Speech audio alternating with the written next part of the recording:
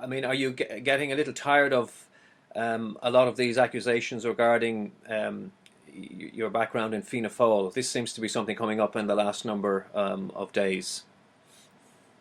Well, I guess I should, in some ways, uh, um, welcome it in that at least people are trying to are trying to to engage in negative campaigning with me now. I've always stated that I've never been a politician and I've never stood for elective office before. I was a member of a voluntary organisation, and notwithstanding that I attended a total of 2 meetings of the party's executive, it was an organisation executive and not the cabinet, as you will know, and therefore I had no way of feeding into policy, no more than the many tens of thousands of Fianna Fáil grassroots members. And so my disappointment is that in an attempt to get effectively to make that point at me, there is this fear I have that we demonise ordinary voluntary members of political parties, and there are great people in every party around the country, and I think that's a retrograde step. And one of the accusations made against you, I think it was by Michael D. Higgins, is that somehow you believe in a speculative economy, and that he would be in favour of more inclusivity. How do you react to that particular accusation? More inclusivity. Well, I think it was Michael D. who called or supported the call for a two-way debate, and I don't consider that to be inclusive citizenship. I think all the candidates should be involved in the debates. With regard to calling me speculative, I don't think there's anybody who would doubt the fact that for the last 2 years I've campaigned for those thousands of subcontractors because there was an injustice. I don't think anybody knows my background of being a youth worker and a community worker, of being a campaigner for those with disabilities, would see me in that context. I ran a small business. 95% of all businesses in Ireland are small. They create jobs that allows the very society that Michael D talks about, to function. It is not about speculative economies. It's about sustainable models where you have people and you have services which are funded by the tax paid by those people that are at work and who have a disposable income to sustain businesses. To me, that's a sustainable model, and I think it's regrettable, if those comments were made. And you mentioned one other one, John, there about inexperience. I simply draw anybody's attention to the last 14 years of outstanding presidency by Mary McAleese.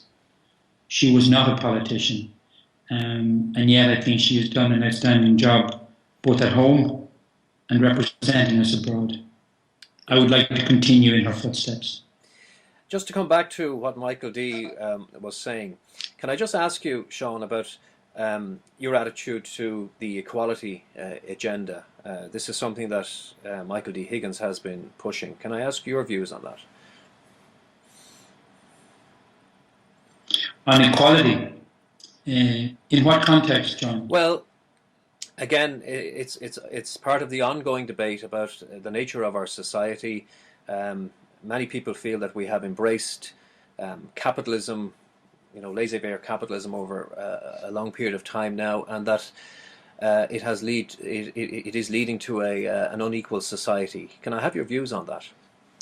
Well, notwithstanding the fact that I've been an entrepreneur running a small business, I come from the community, and I very much treasure the values of community and looking after everyone.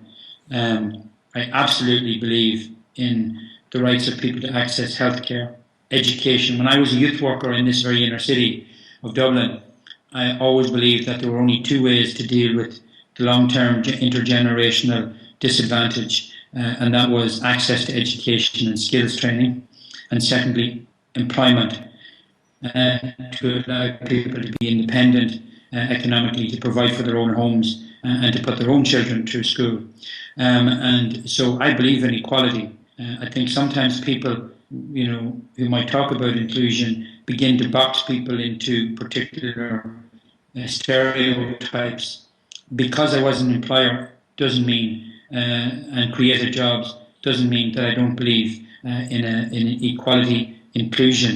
I work very hard with lots of those groups around the country of people who are unemployed, giving of my time to do that and helping to encourage them to reinvent themselves. I help small businesses create jobs that will offer that employment to those who are unemployed, and I work hard to champion the rights of those with disabilities. To me, that's a very balanced view. So my life is not about having and getting, it is about being and becoming the best that I can be and making sure that everybody else has the same right to lead their life to the fullest of their potential. You mentioned disability there, and I know you're affected by a disability yourself. How has that affected your life? Well, I grew up with cataracts, congenital cataracts, and so I struggled through school. And there weren't the same supports back then as there are now. But I've always led with my ability and not my disability. And I've always focused on my strengths, and I've been blessed to have teachers and youth workers and youth leaders encourage me. And it's my desire.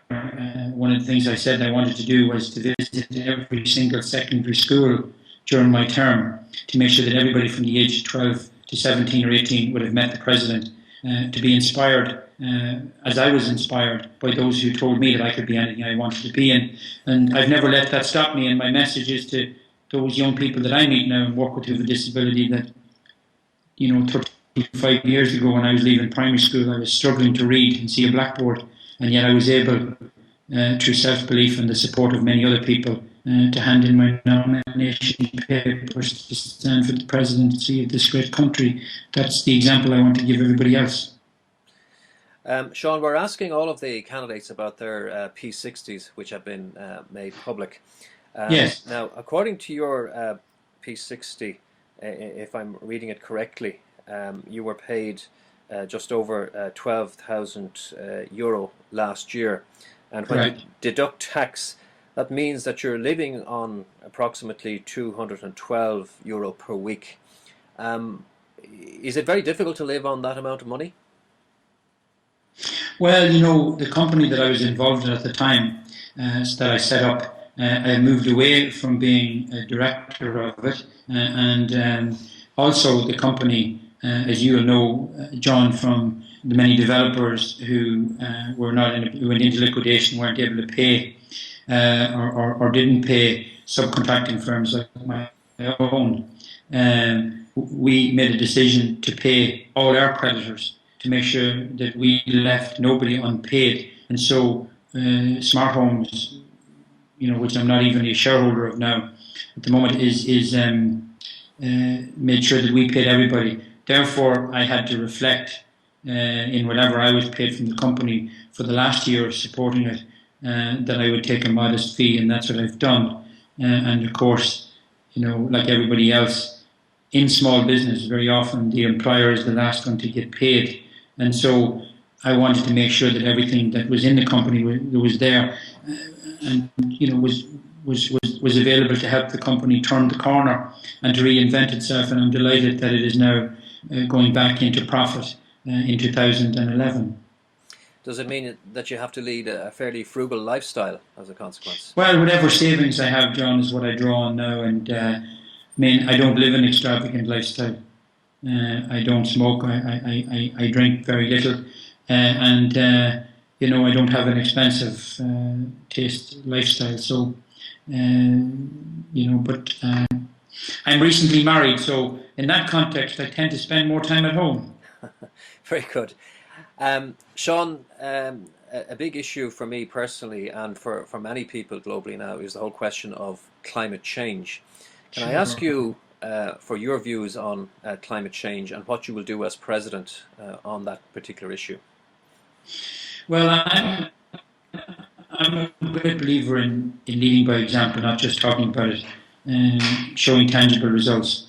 The first thing in my campaign, John, is I did not hang up one poster on a pole in this country, both from an environmental point of view in terms of littering the country, two, from an environmental point of view of having to dispose of all those posters, and the third one being the cost to the Irish taxpayer. Secondly, I have not put a very large bus on the road, which is both costly and not very environmentally friendly.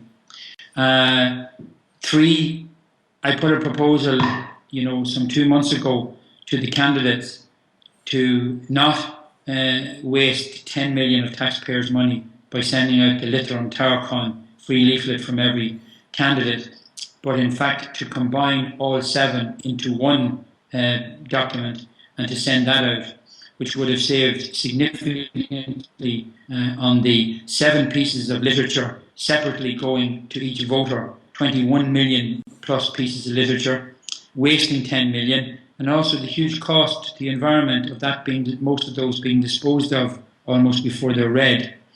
And only Dana was the only candidate who came back to support that.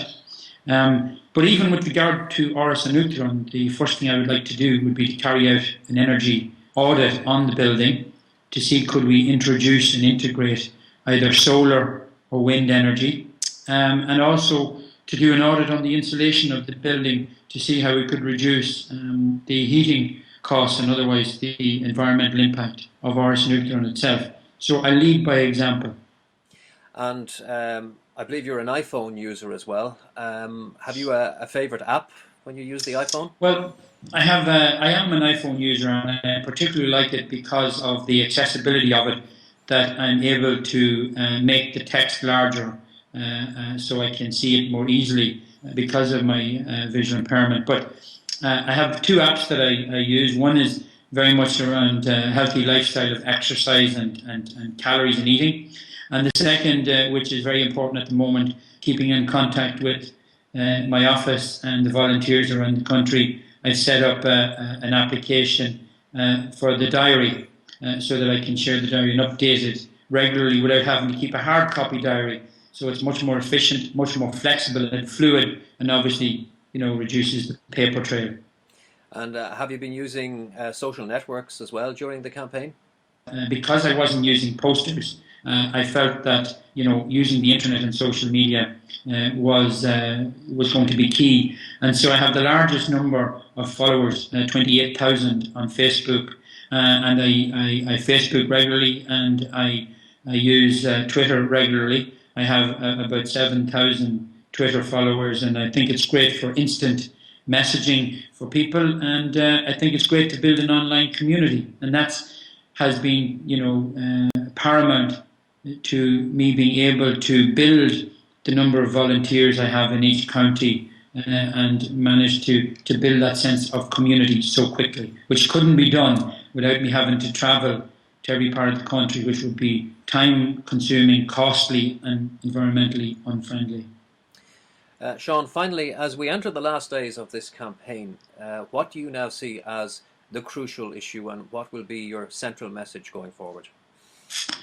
My message is about confidence, about the future, about a can-do attitude, that we can get through this and we will get through this, but we've got to go back to basics, to focus on sustainability, to focus on working together in a real sense of community, and to bring that sense of community to the national agenda. And I want to put job creation, not unemployment. Unemployment is the problem. I want to put the solution of job creation at the heart of my presidency, together with community spirit. And I want to do for community spirit and for employment creation what Mary McAleese has done for peace. Sean Gallagher, thank you very much for talking to Village. John, my pleasure. Thank you. Thank you.